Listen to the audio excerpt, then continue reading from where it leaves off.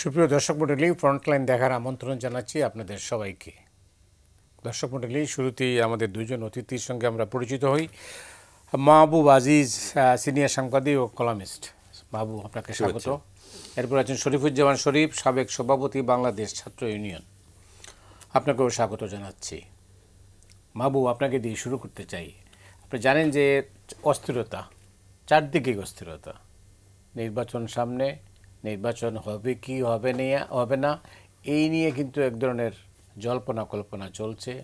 আর যারা কনস্পিরেসি থিওরিতে বিশ্বাস করেন তারা এটাকে লুফে নিচ্ছেন। আর সামাজিক যোগাযোগ মাধ্যমে কিন্তু এটার একটা নেটওয়ার্ক অন্যরকম, মানে নানাভাবে এটা নিয়ে আলোচনা হচ্ছে। কিন্তু নির্বাচন তো হতেই হবে। কিন্তু রাজনৈতিক দলগুলোর ভূমিকা কী বা কী হচ্ছে, এই পরিস্থিতিটাই নিয়ে আমরা আজকে আলোচনা করব। তা আপনাকে দিয়ে শুরু করতে চাই। ধন্যবাদ মধু ভাই।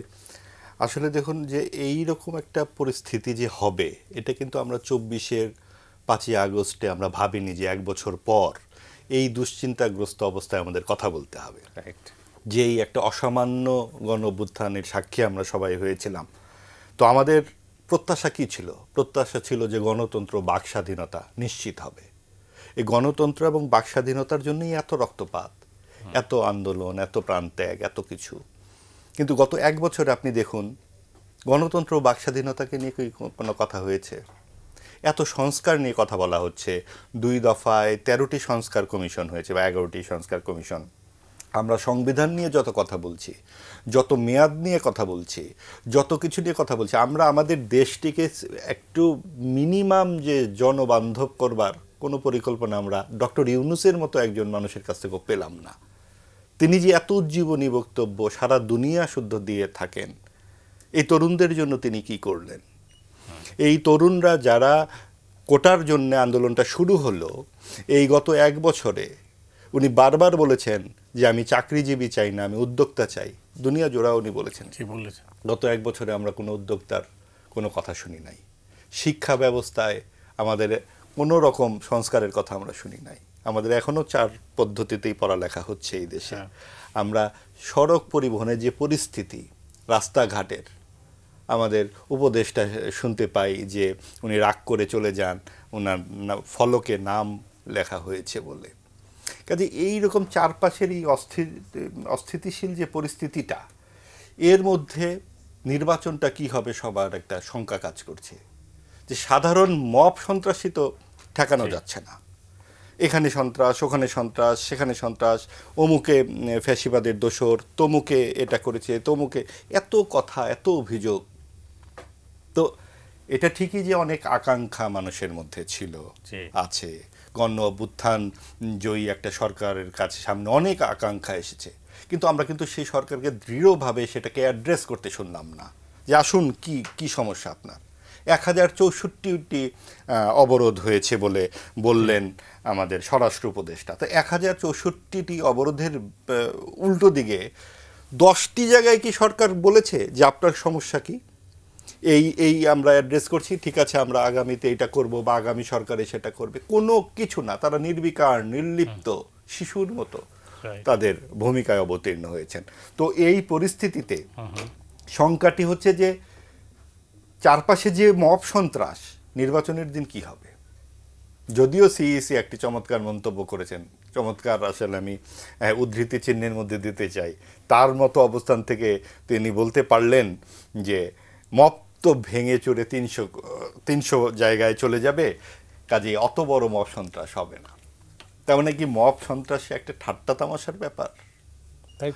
আপনি সিইসির মতো একটি জায়গা থেকে এই রকম কথা বলছেন, তার মানে আসলে হচ্ছেটা কি? এবং সরকারের বডি ল্যাঙ্গুয়েজ বলেন, সরকারের দৃষ্টিভঙ্গি বলেন, সরকারের প্রস্তুতি বলেন, এত তার প্রচার যন্ত্র, এত কিছু, কোথাও কি জানা যাচ্ছে যে নির্বাচনের বিধিমালাগুলো বা আইন শৃঙ্খলা, যেহেতু এবারে নির্বাচনটা একটু অন্যরকমভাবে হবে, এখানে কয়েকটি স্টেক আছে। একটি হচ্ছে সরকারের দুর্বলতা, এটা একদম নতজানু এবং নুজ্জ একটি সরকার। কার কাছে নতজানু আমরা জানি না, কিন্তু খুবই এলোমেলো, মেরুদণ্ডহীন একটি সরকার, 1 নাম্বার। 2 নাম্বার হচ্ছে রাজনৈতিক দলগুলোর মধ্যে পারস্পরিক অবিশ্বাস এবং এক ধরনের উপর চালাকি দেখা যাচ্ছে। এই যে হঠাৎ করে জাতীয় পার্টিকে নিষিদ্ধ করার জন্য তোড়জোড়, 1 বছর পর মনে হলো জাতীয় পার্টি আওয়ামী লীগের দোসর ছিল। এই একটি বছর লাগলো বুঝতে। গত 3টি যে নির্বাচন হয়েছে, জাতীয় পার্টি তো রীতিমতো বিদূষকের ভূমিকায় অবতীর্ণ হয়েছিল আওয়ামী লীগের সাথে। একাধারে সরকার এবং একাধারে বিরোধী দল, পৃথিবীর ইতিহাসে একেবারে একটা অদ্বিতীয় উদাহরণ তারা সৃষ্টি করেছিল। তো একই প্যাকেজে তো আওয়ামী লীগের সাথে সেটা নিষিদ্ধ করার দাবি উঠতে পারত। তা না করে যেই নির্বাচনটি ঘন হয়ে এলো, তখন জাতীয় পার্টিকে আক্রমণ করা হলো। এর পিছনে নিশ্চয়ই কারণ আছে। কারণ হচ্ছে ফাঁকা মাঠ করা। আচ্ছা, একরকম হতে পারে ফাঁকা মাঠ, আর একটু যদি গভীরে যাই, এমনও হতে পারে বিএনপিকে বিপদে ফেলা। কীরকম সেটা? জামাত যে এখন এত আরপি পদ্ধতি বলছে, সংখ্যানুপাতিক নির্বাচনের কথা বলছে, এই জিনিস তারা কবে শিখলো এবং এই জিনিস এখনই কেন করতে হবে? আগামীতে কি আর নির্বাচন হবে না? এখন তারা এই দাবি তুলছে, এনসিপি দাবি তুলছে, সংবিধান না হলে তারা নির্বাচন করবে না, জুলাই সনদ না হলে। এগুলো করে যদি শেষ পর্যন্ত নির্বাচনে এই দুটো দলই বয়কট করে, একমাত্র বিএনপি ছাড়া কিন্তু আর দল থাকছে না। আওয়ামী লীগও নাই, জাতীয় পার্টিও নাই। তার মানে বিএনপিকে একটা ত্রিশঙ্কু অবস্থায় ফেলে নির্বাচনটিকেই প্রশ্নবিদ্ধ করে ফেলা যাবে, যদি এরকম আমরা ভাবি। রাইট।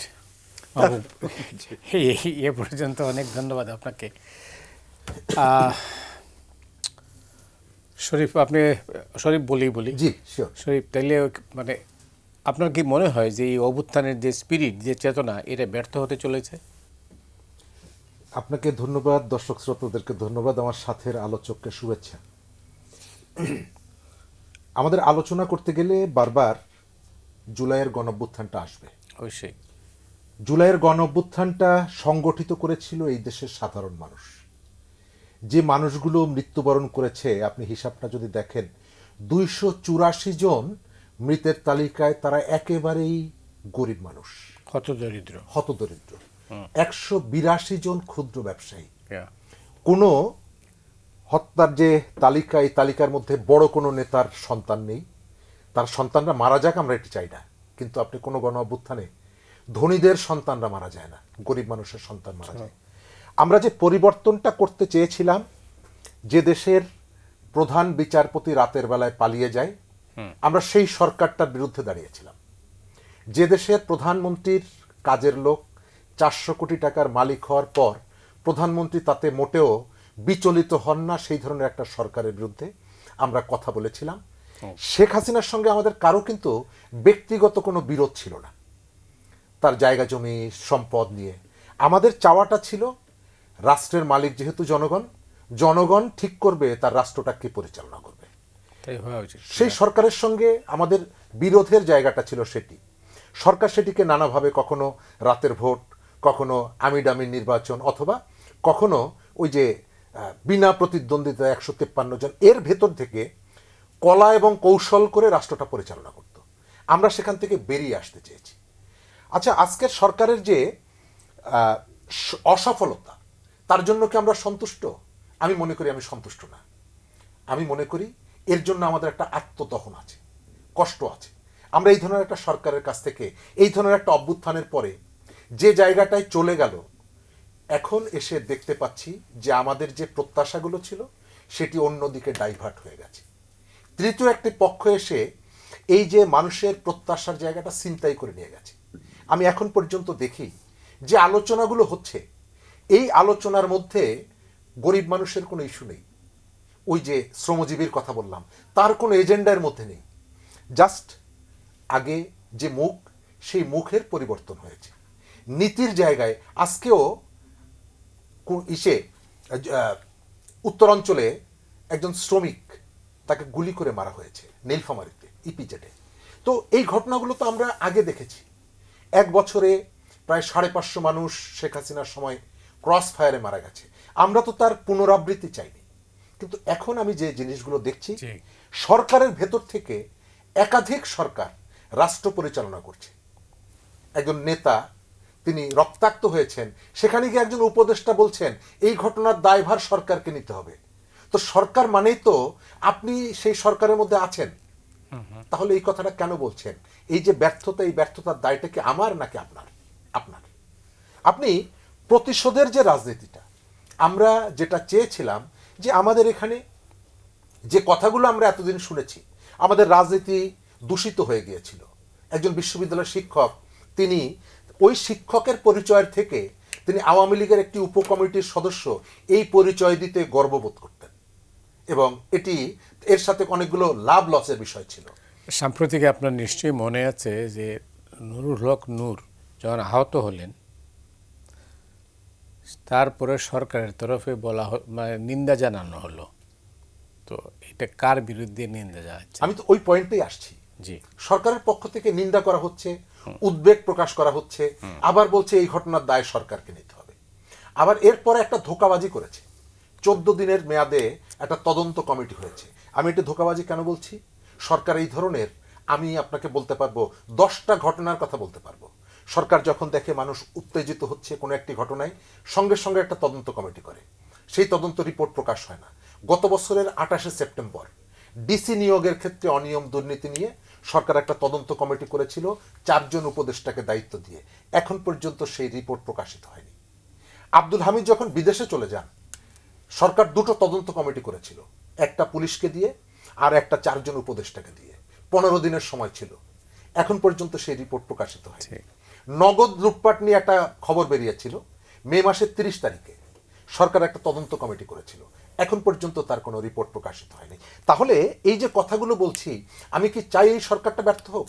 না, আমি চাই না। কিন্তু আমরা বারবার বলার পরেও সরকারের মধ্যে কোনো রিয়েলাইজেশন নেই, সরকার অনুধাবন করছে না। আমি পরিষ্কার দেখতে পাচ্ছি সরকারের ভেতর থেকে একটি অংশ, এই যে গণঅভ্যুত্থানের যে স্পিরিট, গণঅভ্যুত্থানের স্পিরিট ছিল আমরা একটা গণতান্ত্রিক শাসন ব্যবস্থায় ফিরে যাব। এই যে এখন নতুন করে পিআর সিআর অমুক তমুক, এগুলো কোনো কিছুই মানুষের মনের মধ্যে ছিল না। মানুষ যখন দেখেছে পুলিশ আইন শৃঙ্খলা বাহিনী ব্লক রেড দিয়ে বসুন্ধরাতে মানুষকে ধরে নিয়ে যাচ্ছে, নিরপরাধ মানুষকে, তখন মা তার 1.5 বছরের শিশুকে কাঁধে নিয়ে হাতে একটা পানির বোতল নিয়ে শহীদ মিনারে গেছে। রিক্সাওয়ালা রিক্সার উপরে দাঁড়িয়ে এই মিছিলকে স্যালুট দিয়েছে। তারা চেয়েছিল একটা গণতান্ত্রিক শাসন। এখন আপনি দেখবেন সেই গণতান্ত্রিক শাসনে যাওয়ার ক্ষেত্রে অনীহা, নানা জায়গা থেকে নানা ধরনের ইস্যু নিয়ে এসে এখানে যুক্ত করা হচ্ছে, যে ইস্যুগুলো গণঅভ্যুত্থানে ছিল না। গণঅভ্যুত্থানের জায়গাটা ছিল যে আমি একটা গণতান্ত্রিক শাসনে যাব, আমার এখানে যে আবর্জনাগুলো জমেছে, এই আবর্জনাটা 15 বছরে অনেক বেশি জমেছে। কিন্তু বাংলাদেশের গত 5 দশকে রাজনীতিটা একেবারে ফ্রেশ ছিল আমি এটি বলছি না, আবর্জনা ছিল। কোরবানির সময় 3 দিন ঢাকা শহরে গার্বেজটা কিন্তু বেশি হয়, অন্যান্য সময়ও কিন্তু আবর্জনা জমে। আমাদের এই 15 বছরে আবর্জনাটা বেশি ছিল। আমরা এটি পরিষ্কার পুরোপুরি করতে পারবো না, কিন্তু তার মানে এই না যে এটি পরিষ্কার না হওয়া পর্যন্ত আমি হাত গুটিয়ে বসে থাকবো। আমরা সরকারের চেষ্টাটা দেখতে চাই, কিন্তু আমি দেখতে পাচ্ছি যে একটা গণতান্ত্রিক শাসনে যাওয়ার থেকে পদে পদে নানা রকমের ইস্যু নিয়ে এসে, ভাই যেটি যথার্থ বলেছেন যে আমাদের এখানে যে শিক্ষার্থীরা এই পরিবর্তনের সব থেকে পায়োনিয়র রোল প্লে করলো, সেই শিক্ষার্থীদেরকে আপনি প্রথম দিন বিভক্ত করলেন। কখন? যখন পাবলিক এবং প্রাইভেট বিশ্ববিদ্যালয়কে ভাগ করে শুধুমাত্র পাবলিক বিশ্ববিদ্যালয়ের প্রতিনিধি নিয়ে আপনি সরকারের জায়গা দিলেন। অথচ এই গণঅভ্যুত্থানে যখন স্তিমিত হলো, এটাকে আবার গিয়ার আপ করার ক্ষেত্রে সব থেকে বড় ভূমিকা রেখেছিল প্রাইভেট বিশ্ববিদ্যালয়। আপনি দেখেন একটা দেশের, আপনারা তো সাংবাদিকতা করেন, বাইরে অনেক জায়গায় যেতে হয়, আপনাদেরকে জিজ্ঞেস করে না যে তোমার দেশের 350 সাংবাদিক খুনের সাথে জড়িত? এই দেশের 350 সাংবাদিক হত্যা মামলার আসামি, যাকে যখন ইচ্ছা হচ্ছে আপনি তাকে ধরে দিচ্ছেন। মাই টিভির মালিক, তার বিরুদ্ধে অনেক রকমের অভিযোগ শুনি। তিনি যদি ছিনতাইকারী হন তাহলে তো তার ছিনতাই মামলা হওয়া উচিত। তিনি যদি কারো কাছ থেকে টাকা নিয়ে আত্মসাৎ করেন তাহলে তো ওই মামলা হওয়া উচিত। আপনি রিক্সাওয়ালাকে ধরে হত্যা মামলায় ঢুকিয়ে দিচ্ছেন, আপনি যাকে তাকে ধরে হত্যা মামলায় ঢুকিয়ে দিচ্ছেন।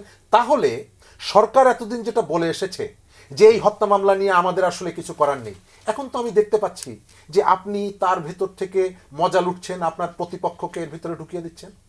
আমরা কি এটি চেয়েছিলাম? অনেক ধন্যবাদ শরীফুজ্জামান শরীফ। মাহবুব, আপনি নিশ্চয়ই শুনলেন সরকারের ভিতরে একাধিক সরকার, মানে সরকারের ভেতরে সরকার, এটাই কি মূল কারণ এই ব্যর্থতার, নাকি অন্য কোনো কারণ? আসলে ব্যর্থতার কারণ বহুবিধ, অনেক ডালপালা।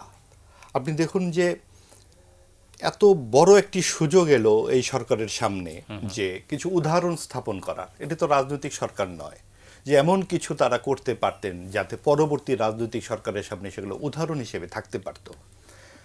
আপনি নারী সংস্কার কমিটির কথা, প্রতিবেদনের কথা একবার ভাবুন।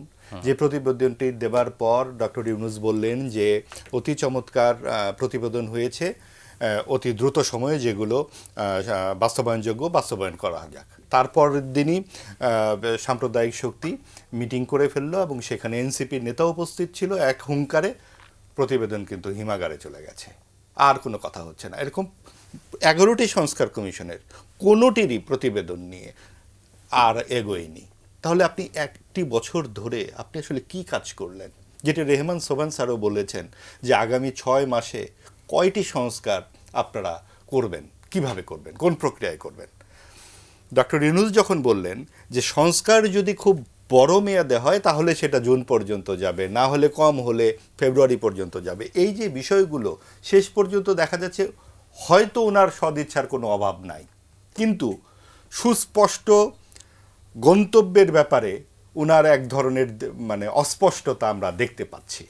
উনি কেন এই 3টি দলকে নিয়ে গত পরশু আবার আজকে বোধহয় 7টি দলকে নিয়ে বসছেন? এই রাজনৈতিক দলগুলোর মধ্যেই বা এত বিভাজনের দরকার কি ছিল? এত ঢাক ঢাক গুড়গুড় কেন? আর আলাদা একসাথে- কেন? হ্যাঁ, মিটিং হলে তো একসাথে হবে। তাই তো। আর আপনি কোন প্রক্রিয়ায় প্রথম 3টি দলকে নির্বাচন করলেন? বিএনপি 91, 96, 2001, 2008 এই 4টি গ্রাহ্য নির্বাচনে অন্যতম বড় দল। আমরা জানি 40% মতো ভোট তারা পেয়েছে। বিএনপি ঠিক আছে, তারপরে তো ভোট পায় আওয়ামী লীগ, 40-এর মতোই তাদের ভোট। তা আপনি যে আওয়ামী লীগকে নিষিদ্ধ করে দিলেন, এটাও তো এক ধরনের ভাবনার বিষয় যে তাহলে এই আওয়ামী লীগের যেই বিপুল সমর্থক যারা, আমরা মেয়েটে কেটে বাদ দিয়েও যদি একটা বিপুল সংখ্যক থাকবে, তারা এই অন্তর্ভুক্তিমূলক নির্বাচনে তাদের অবস্থানটা কোথায় থাকবে? এটা নিয়ে তো মীমাংসা হয়নি। আপনি জাতীয় পার্টিকেও বাদ দিয়ে দিতে চাচ্ছেন। জাতীয় পার্টিও কিন্তু একটি গ্রাহ্য রাজনৈতিক দল এবং রংপুরে তার একটি ভোট ব্যাংক আছে। আপনি যদি এই আওয়ামী লীগ এবং জাতীয় পার্টিকেই নির্বাচন থেকে দূরে রাখেন, তাহলে এই অন্তর্ভুক্তিমূলক নির্বাচনটি কি আদৌ সম্ভব হচ্ছে?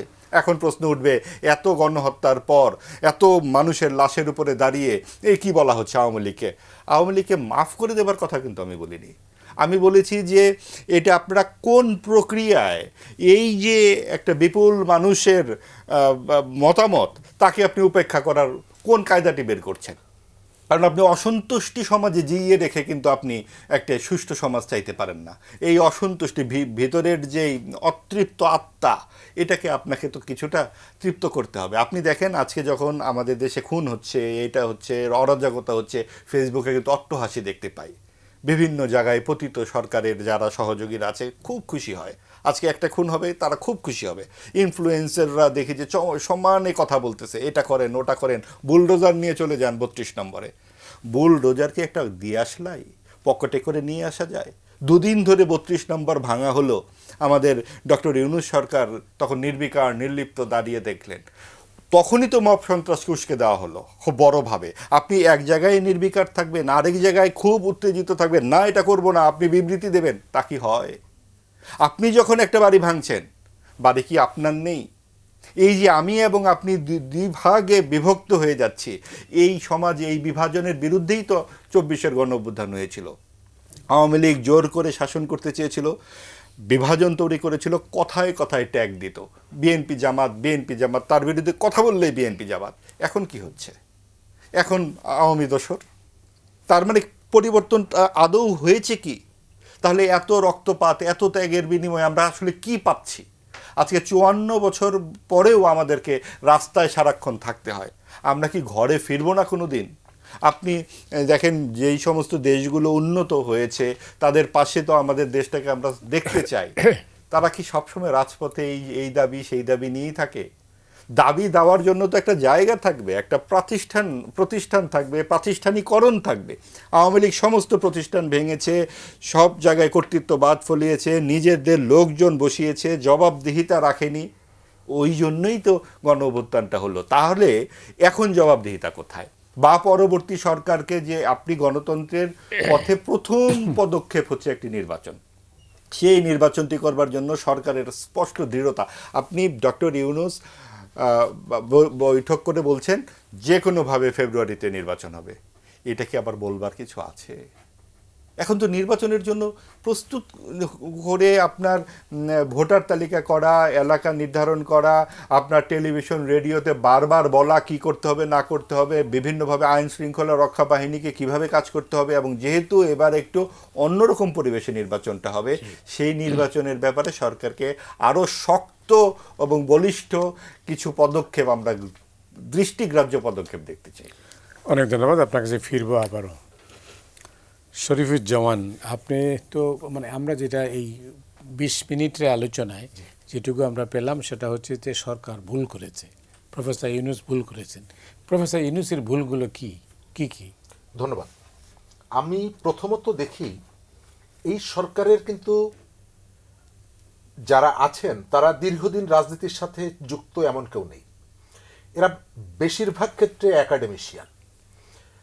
তারা প্রথম যে কাজটা করেনি, তাদের আসলে বিস্তৃত একটা এলাকা তারা ধরেছেন যেখান থেকে একটা ঐক্যমত্য তৈরি করাটা বেশ কঠিন। এই ধরনের একটা গণ অভ্যুত্থানের পরে একেবারে দেশটা স্বর্গ হয়ে যাবে এটা আমি বিশ্বাস করি না। কারণ আপনার 15 বছর বা তার আগেও সমাজের নানা রকমের চড়াই উতরাইয়ের কারণে আপনার এখানে প্রচুর রক্তক্ষরণ হয়েছে। আপনার সোশ্যাল যে কম্পোজিশন সেটি ভেঙে গেছে, এক বাড়ির সাথে আর এক বাড়ির দ্বন্দ্ব। আমি এর আগে 3-4 বছর আগে বলেছিলাম একটা অনুষ্ঠানে, ঈদের সময় বাড়িতে গেলে, একসময় ঈদ কোরবানি এগুলো সার্বজনীনতা ছিল। আমি 3-4 বছর আগে গ্রামে গিয়ে দেখেছি ঈদে একজন আর একজনের বাড়িতে যান না। কেন? বলে যে ওরা আওয়ামী লীগ করে, ওরা বিএনপি করে। অর্থাৎ সামাজিক যে হারমোনিটা ছিল সেটাও রাজনীতির কারণে নষ্ট হয়ে গিয়েছিল। আমি মনে করি যে প্রথম উদ্যোগটা নেওয়া উচিত ছিল। আপনি তো ফ্যাসিস্টদেরকে, স্বৈরাচারকে, ভোটচোরকে পরাস্ত করেছেন। আপনি সমাজের মধ্যে একটা ইউনিটির ডাকটা দেবেন, এবং প্রথম কাজটা আপনার যেটা করা উচিত ছিল সেটা হলো শিক্ষার্থীদেরকে ক্লাসে ফিরে যাওয়ার ব্যবস্থাটা করা উচিত ছিল। আপনি যদি খেয়াল করে দেখেন, আমাদের এখানে সরকার গঠিত হওয়ার পর একই সঙ্গে প্যারালাল দুটো সরকার চলেছে, একটা সচিবালয়ে আর একটা রাজু ভাস্কর্যে, একটা সচিবালয়ে আর একটা শহীদ মিনারে, একটা সরকার সচিবালয়ে আর একটা হাইকোর্টের সামনের থেকে হুঙ্কার দেওয়া হচ্ছে কালকে এই বিচারপতিকে সরিয়ে দিতে হবে। আচ্ছা, বিচারপতিদেরকে সরিয়ে দেবেন এটা তো সরকার চাইলেই পারে, আইন মন্ত্রণালয় চাইলেই পারে। আপনার তো একটা মব ক্রিয়েট করে বিচার হাইকোর্টকে ঘেরাও করে এটা তো প্রয়োজন হয় না। আপনি এখান থেকে বলছেন সচিবালয়ের অমুক অমুককে সরিয়ে দিতে হবে। এই ছাত্রদের প্রতিনিধিত্ব সরকারে আছে, এই ছাত্ররা তাকে গিয়ে বলতে পারো। সরকারের যেটা উচিত ছিল, সরকার এই জায়গাটায় যথাযথভাবে গুরুত্বটা দেয়নি। সেকেন্ড হচ্ছে প্রতিশোধের যে স্পৃহাটা। আপনি যখন একটা রাজনৈতিক সরকার থাকবে, আমি কখনোই মনে করি না ইলিয়াস আলীর ছেলে কখনো চাইবে যে আমার বাবা হত্যাকাণ্ডের বিচারের ক্ষেত্রে একটা দীর্ঘ সময়ে যদি লাগে আমার কোনো আপত্তি নেই। না, ভিকটিম পরিবার হিসাবে তার প্রত্যাশাটা, আর সরকারের যিনি আছেন, রাষ্ট্র পরিচালনা করছেন, তার ওই দায়িত্বে থাকার কারণে ভিন্নত হবে দৃষ্টিভঙ্গি। বিচারটা ন্যায় বিচার তিনি করবেন, ন্যায় বিচারের ব্যবস্থাটা তিনি করবেন।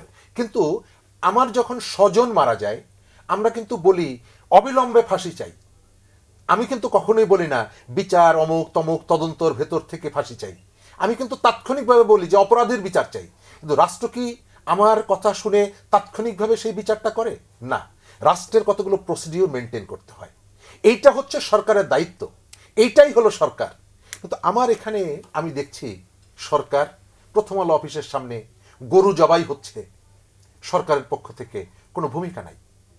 মাঠে সেনাবাহিনী আছে, মাঠে আপনি বলতে পারেন পুলিশ যথাযথ দায়িত্ব পালন করছে না, সেই কারণেই তো আপনি সেনাবাহিনী নিয়ে এসেছেন, সেই কারণেই তো আপনি তাকে ম্যাজিস্ট্রেসি পাওয়ার দিয়েছেন।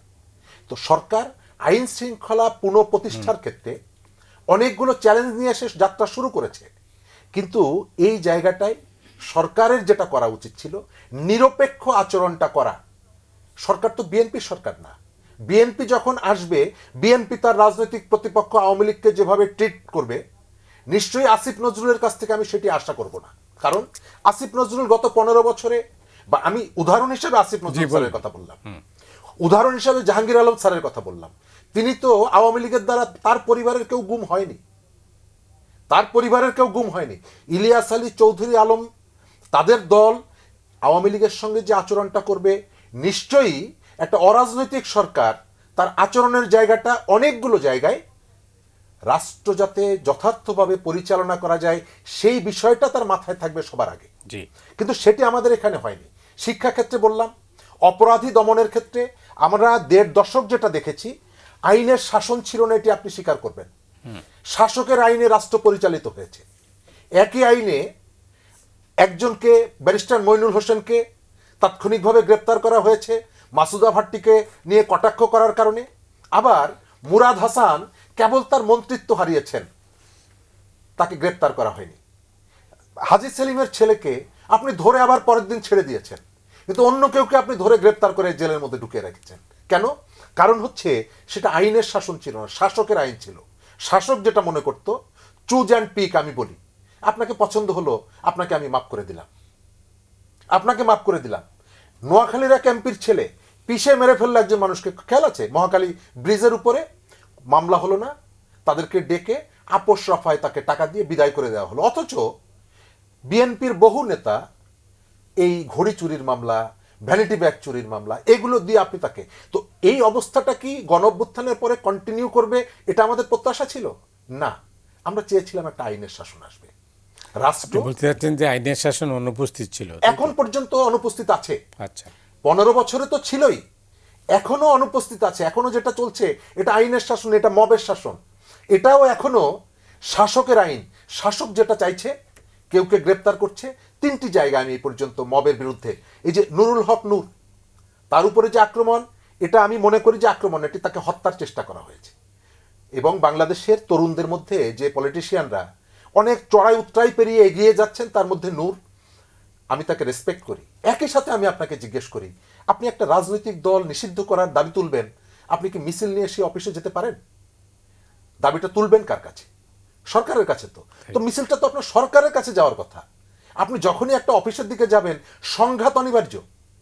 সে যদি দুর্বল হয়, সে আপনাকে ঢিল ছুড়বে। সে যদি শক্তিশালী হয়, সে আপনাকে গুলি করবে। তো এই জায়গাগুলো সরকারের পক্ষ থেকে যে ধরনের ইনিশিয়েটিভ থাকা দরকার ছিল, এবং গণ অভ্যুত্থানের পক্ষের শক্তির যে ইউনিটির কথা আমাদের এখানে বলা হচ্ছে, সেই ইউনিটি তো আপনি রাখেননি।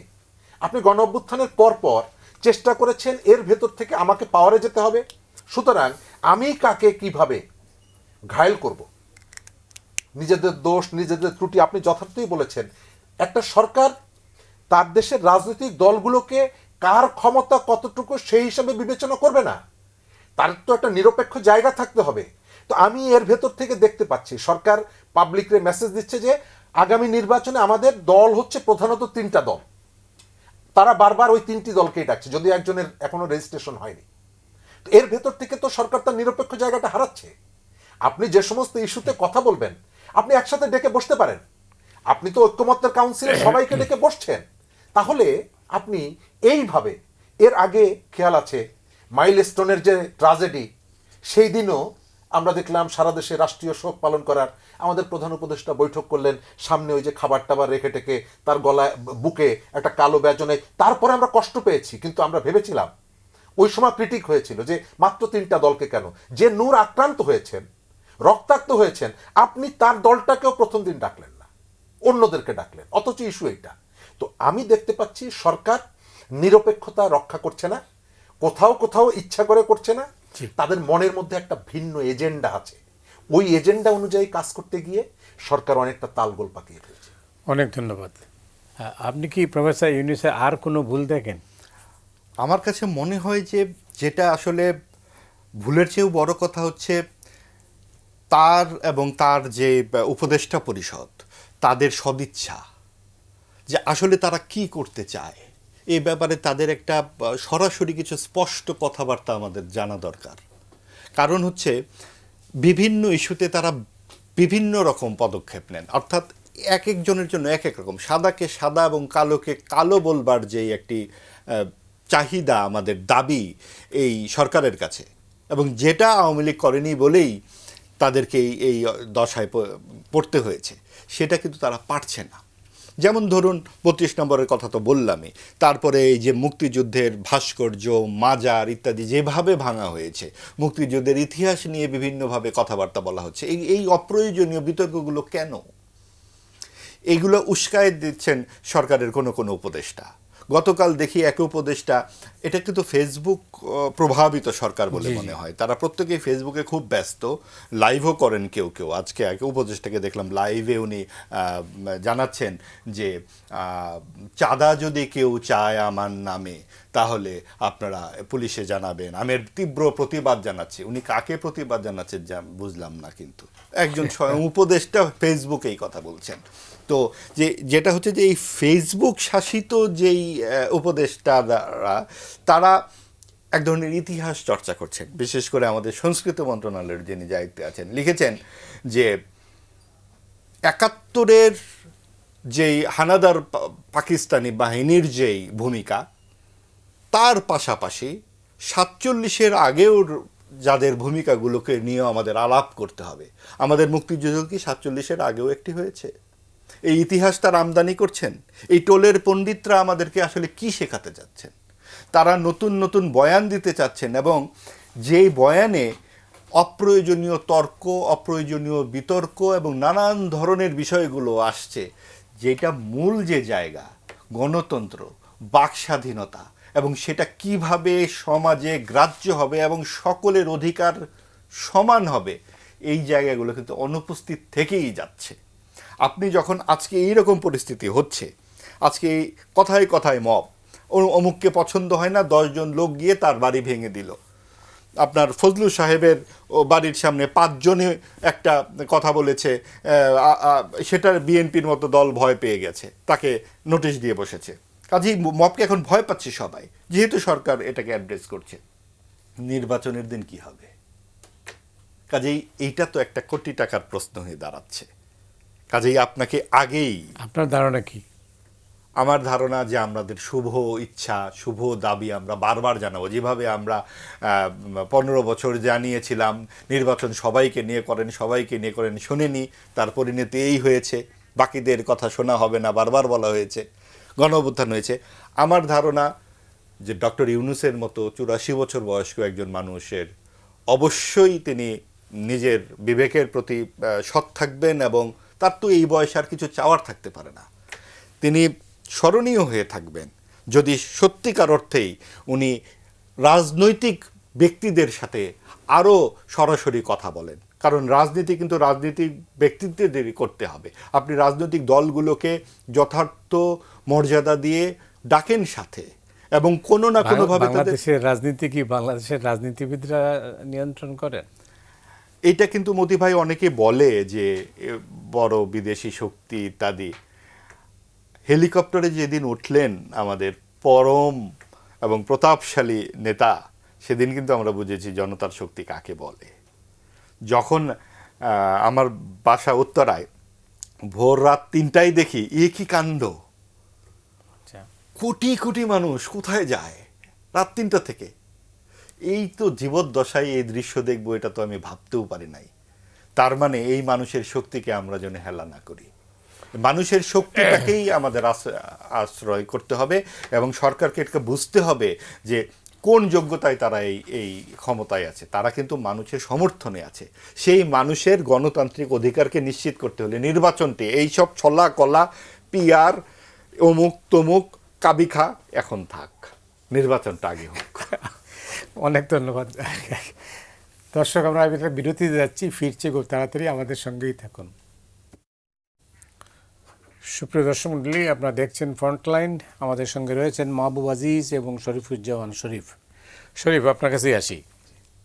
এতক্ষণ তো আমরা প্রফেসর ইউনূসের ভুলগুলো শুনলাম, রাজনীতিবিদরা কোনো ভুল করেননি? হ্যাঁ, রাজনীতিবিদরা ভুল করেছেন বলেই দেশের আজকের এই কি সেই ভুল? প্রথমত, আমাদের যে সংবিধানটা ছিল, আমাদের এখানে একটা সংবিধান বিরোধী একটা ক্যাম্পেইন আছে। কিন্তু আমি যেটা মনে করি, আমাদের দেশটা এই ধরনের একটা গর্তের মধ্যে কেন পড়ল, তার প্রধানতম কারণ হচ্ছে ক্ষমতার লিপ্সা, ক্ষমতার নেশা। 1990 সালে আমরা ভোট দেওয়ার অধিকারটা আদায় করে নিয়েছিলাম, এবং তার জন্য আমাদের একটা দীর্ঘ লড়াই করতে হয়েছে। 91 সালে যে একটা গ্রহণযোগ্য নির্বাচন, এবং আপনি স্বীকার করবেন বিএনপি পরে যে 2 টার্ম পাওয়ারে ছিল তার থেকে অনেক স্বচ্ছ দক্ষতার সাথে 91 সরকারটা সে পরিচালনা করেছে, অন্য 2টা সরকার, আমার অবজারভেশন। জি, ঠিক তো আছে। আপনি সেই ধরনের একটা ভোটে বিজয়ী হওয়ার পর আপনি কেন মাগুরার ইলেকশনটা করতে গেলেন? ওই নির্বাচনটা আপনি কি ক্ষমতার থেকে চলে যেতে হতো? না, আমাদের সবকিছু নিজের নিয়ন্ত্রণে রাখার অদম্য যে ইচ্ছা, যেটা শেখ হাসিনার মধ্যে পেয়ে বসেছিল এবং এটি এক ধরনের নেশায় পরিণত হয়েছিল, এবং তিনি কারো কথাই শোনেন নাই। পার্লামেন্টারি বোর্ড আলোচনা করছে, তারপর দায়িত্ব দিয়ে আসছে দলের প্রধান, আপনার হাতে সবকিছু তুলে দিয়ে গেলাম। আপনি রাষ্ট্রের মধ্যে গণতন্ত্র, কিন্তু দলের মধ্যে কোনো গণতন্ত্র নাই।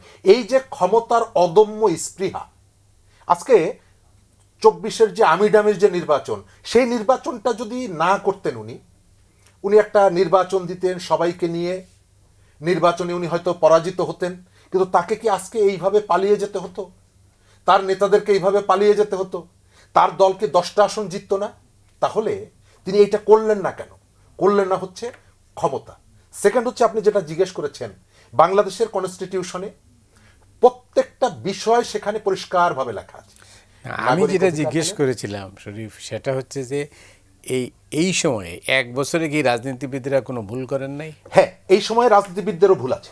হ্যাঁ, রাজনীতিবিদদের ওইটাই আমি সবথেকে জানতে চাচ্ছিলাম। বড় যে ভুলটা, তারা পুরোপুরি সরকারের প্রতি যে ধরনের অন্ধ সমর্থন প্রকাশ করছে।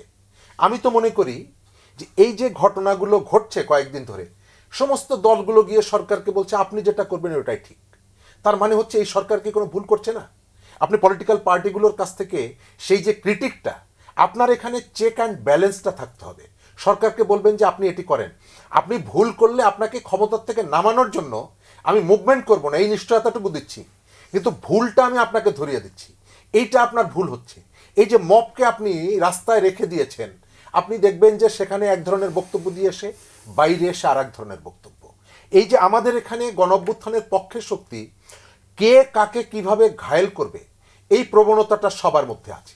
আপনি সেটি ডাকসু বলেন, অন্যান্য জায়গায় বলেন, নির্বাচন মানেই হলো যে আমি পরস্পরকে ঘায়েল করব। কিন্তু এক ধরনের যে উদার মানসিকতা, আপনি আমাদের গণঅভ্যুত্থানের কয়েক মাস আগে শ্রীলঙ্কায় একটা গণঅভ্যুত্থান হয়েছে, আপনি দুটো দেশের পলিটিক্যাল সোশিও ইকোনমির জায়গাগুলোতে অনেকগুলো জায়গা আপনি মিল পাবেন, কিন্তু গত 1 বছরে তারা তাদের ইকোনমি, তারা তাদের সোসাইটি অনেক ইমপ্রুভমেন্ট জায়গা একটা ইমপ্রুভ করেছে।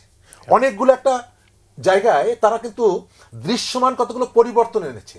আমরা কেন পারলাম না? আমরা পারলাম না হচ্ছে আমাদের যে অবিশ্বাস।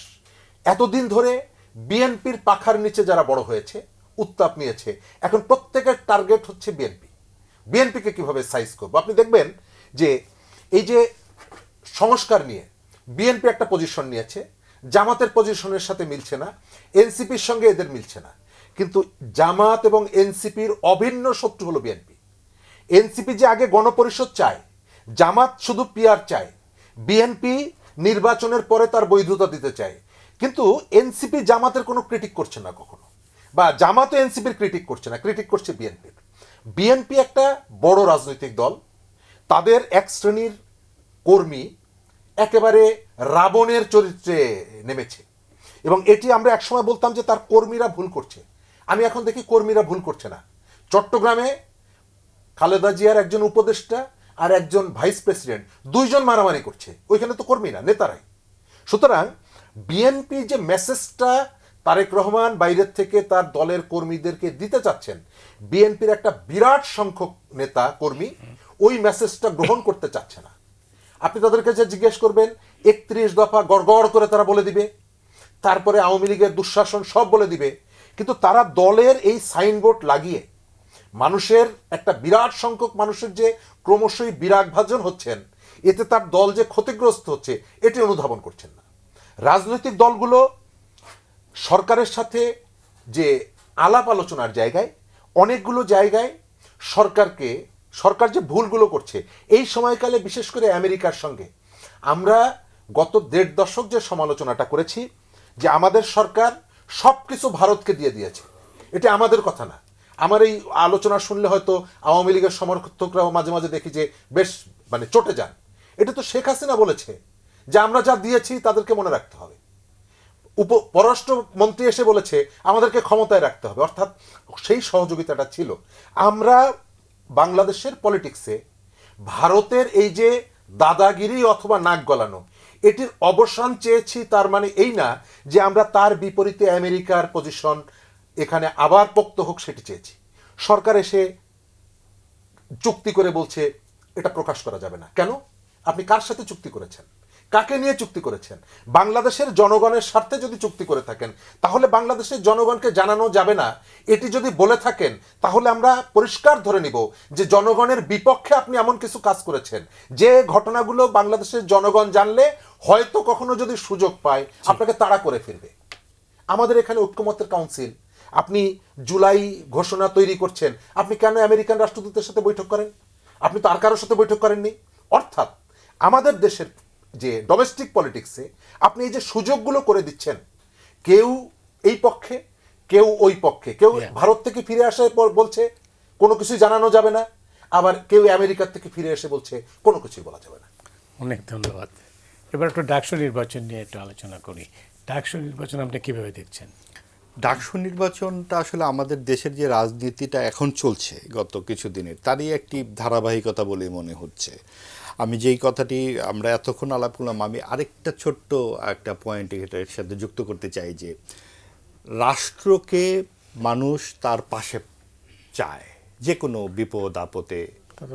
এই বাংলাদেশে রাজনীতির সবচেয়ে প্রধান যেটা আপনি বললেন, রাজনীতিবিদদের ভুলটা কোথায়? ভুলটা হচ্ছে যে রাষ্ট্রকে তারা পাশে দিতে পারেনি বা চায় না তারা।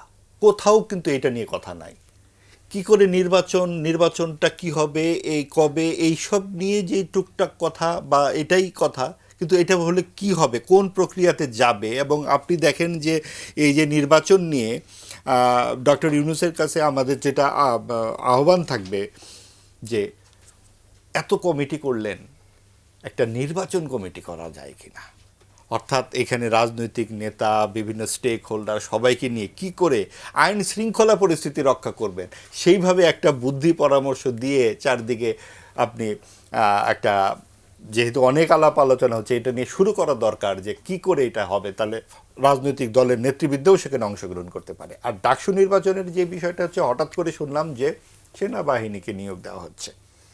আপনি দেখেন যে চায়ের কাপে ঝড় বলে যে একটা কথা আছে, টেম্পেস্ট ইন এ টিপট, এইটুকু ডাকসু, সেইখানে সেনাবাহিনী লাগবে। তার মানে আমরা আসলে কাকে ভয় পাচ্ছি? সরকারের ভয়টা কোথায়? তারা যে কোনো ধরনের প্রক্রিয়াকে সুষ্ঠু এবং নীতিবান্ধব করতেই যেন ভয় পায়। তার মানে তাদের কোনো একটা সমস্যা আছে।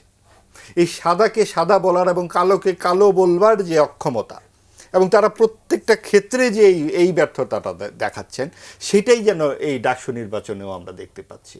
কারণ এই যে নির্বাচনের যেই প্রক্রিয়াগুলো চলছে, সেখানেও কিন্তু আমরা দেখতে পাচ্ছি যে নানান রকম লুকোচুরির ব্যাপার।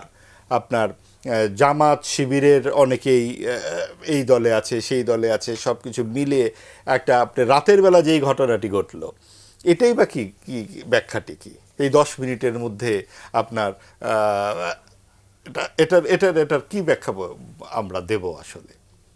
তার মানে আপনার আইন আদালত থেকে শুরু করে সব কিছুই এই তড়িৎ গতিতে ঘটে যাচ্ছে।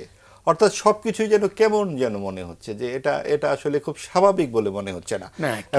কেউ যেটা বলতে থাকেন, তারা বলছেন যে আমরা ছায়ার সঙ্গে লড়ছি প্রতিনিয়ত। সেটাই তো মনে হচ্ছে, এবং ছায়াটা যে কোথায় সেটাও জানি না। কারণ ওই যে রাষ্ট্র অনুপস্থিত, আমরা রাস্তায় রাষ্ট্র পাচ্ছি না, আমরা সড়কে পাচ্ছি না, আমরা অর্থনৈতিক শৃঙ্খলায় পাচ্ছি না। আমাদের এত যে গুরুত্বপূর্ণ ব্যক্তিত্বরা এইবারের উপদেষ্টা পরিষদে আছেন, তাদের কোন বুদ্ধিমত্তার পরিচয় আমরা পেলাম?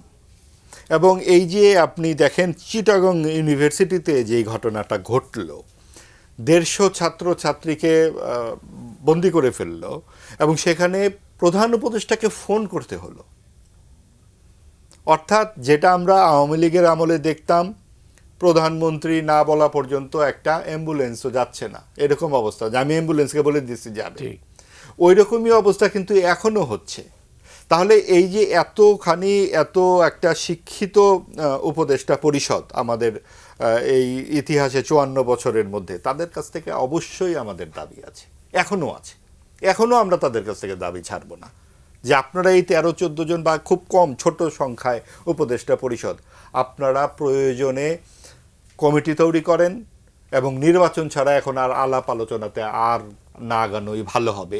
এবং সেই ক্ষেত্রে নির্বাচনটাকে আপনারা অবশ্যই যাতে অনুষ্ঠিত হতে পারে নির্বিঘ্ন, অবাধ, সুষ্ঠু, অন্তর্ভুক্তমূলক, এই জায়গাটাতে কিভাবে নিশ্চিত করা যাবে।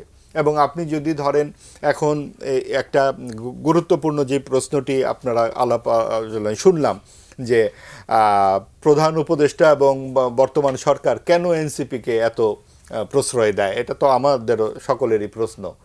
ঠিক আছে, আপনারা প্রশ্রয় দেন কারণ ছাত্ররাই হচ্ছে তাদের নিয়োগদাতা, এরকম একটা কথা বলেছিলেন। কিন্তু প্রশ্রয় কত দূর দেবেন?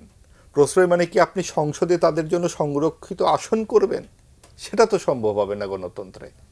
কাজেই আপনাকে এই জায়গাতে পৌঁছাতে হবে যে প্রত্যেকটা ব্যাপারে আপনার অভিজ্ঞতার প্রয়োজন, সময় দেওয়া প্রয়োজন, আপনার নিজেকে গড়ে তোলবার প্রয়োজন। 25-26 বছরের একটি ছেলে, সে হুট করে সে 5টি, 6টি, 7টি মন্ত্রণালয়ের দায়িত্বে। এটা তো একটা দেশ ভাই, 18 কোটি মানুষের দেশ। এটা তো একটা মানে হাসির ঠাট্টার ব্যাপার না। এখানে আমার সন্তান, আমার প্রজন্ম পরম্পরায় আমাদের বাস। আপনি যা কিছু করতে পারেন, আপনারা যা ইচ্ছা তাই করবেন, এটা তো একটা যা ইচ্ছা তাই এর অবস্থাতে চলে যাচ্ছে। কারণ এখানে কোনো জবাবদিহি নাই, এবং সেইখানে হবে জবাবদিহিটা যদি আপনি নির্বাচনটা সুষ্ঠুভাবে করতে পারেন। তার পরবর্তীতে যাই হোক না কেন, আমরা ঠিক আছে একটা পরিস্থিতিতে এরকম ঘটেছিল, হয়েছে, আমরা এগিয়ে যাই। কিন্তু আপনারা যদি এখন নানান তালবাহানা করে নির্বাচনটা অনুকূল পরিবেশ নয় বলে ফেলেন, তখন কিন্তু বোঝাই যাবে যে আপনারা সত্যিকার অর্থেই ক্ষমতা জবরদখল করে রাখতে চাইছেন। সেটারও সম্ভাবনা উড়িয়ে দেয়া যায় না। অনেক ধন্যবাদ আপনাকে। শরীফ, আমরা শেষ করবো আপনাকে দিয়ে, হাতে 3 মিনিট সময় আছে। আপনাকে এই দুটো প্রশ্ন, একটা হচ্ছে যে ডাকসু যেটা নিয়ে বলছিলাম, কারণ যেহেতু সরাসরি এটার সাথে ব্যাপার আছে। আরেকটা হচ্ছে যে ইতিহাস আমাদেরকে কিভাবে দেখবে 2024-এর এই গণ অভ্যুত্থানের পর। আগামী দিনে যে ইতিহাস লেখা হবে, সেই ইতিহাসে আমাদের দেশের নাগরিকদের কথা কি লেখা থাকবে? ধন্যবাদ। প্রথমত আসি, ইতিহাস আমাদেরকে কিভাবে দেখবে। আমার অবজারভেশন হচ্ছে বিপুল সংখ্যক মানুষের, সাধারণ মানুষের অংশগ্রহণ, তাদের আত্মত্যাগের ভেতর থেকে একটা জগদ্দল পাথরকে অপসারণ করার পর আমরা যে সম্ভাবনাটা পেয়েছিলাম, আমাদের কিছু মানুষের লোভ এবং মানুষের প্রতি কমিটমেন্টের থেকে কতগুলো বিদেশিদের চাপিয়ে দেওয়ার নীতি বাস্তবায়ন করতে গিয়ে সেই সম্ভাবনাটা আমরা নষ্ট করে ফেলেছি। এই গণ অভ্যুত্থানে সাধারণ মানুষের যে অংশগ্রহণ ছিল, সেটিকে আমরা রিকগনাইজ করিনি। আপনি এখান থেকে নেমে একজন রিক্সাওয়ালার কাছে অথবা একজন ভ্যানওয়ালার কাছে যদি জিজ্ঞেস করেন কি চান, তিনি আপনাকে বলবে না যে আমাকে 2 কেজি পেঁয়াজ কিনে দিয়ে যান। তিনি বলবে আপনি এমন একটা পরিবেশ নিশ্চিত করেন যাতে আমি আমার কাজটা করে নিরাপদে বাড়ি ফিরতে পারি।